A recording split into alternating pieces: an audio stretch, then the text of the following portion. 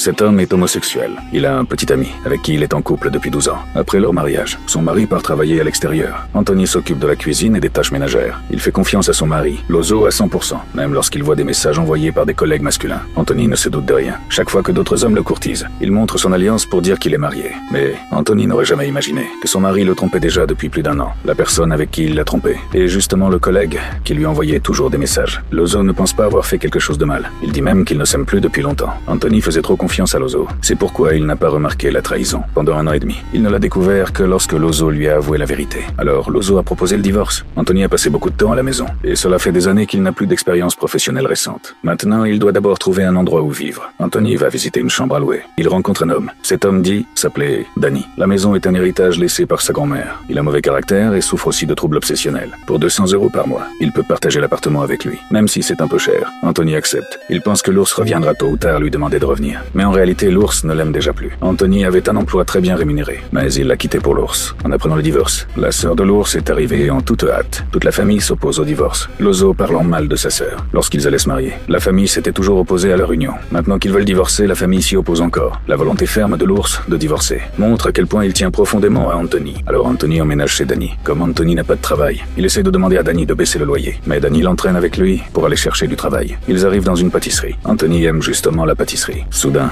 il se rend compte que le propriétaire est l'homme qui le courtisait à la salle de sport. Luca veut lui demander s'il se souvient de lui. Mais Luca baisse la tête, comme s'il avait oublié ce qui s'était passé à la salle de sport. Noël approche, et la boutique est très occupée. Alors ils acceptent Anthony. Au fil des jours, Anthony obtient un emploi stable et commence aussi à rencontrer des hommes présentés par ses amis. Mais avec ce genre de rendez-vous, il n'arrive jamais à ressentir d'intérêt. Il a passé plus de 10 ans dans une relation stable, et il ne sait toujours pas comment nouer des liens avec d'autres personnes. Grâce au conseil de Danny, sa façon de penser change énormément. Lorsque Luca recommence à le courtiser, il semble que cette fois, il accepte. Pendant cette période, Luca lui apprend également à communiquer avec les autres. La première règle est de ne pas parler des ex. La deuxième règle est de ne pas présenter à ses amis des personnes rencontrées sur Internet.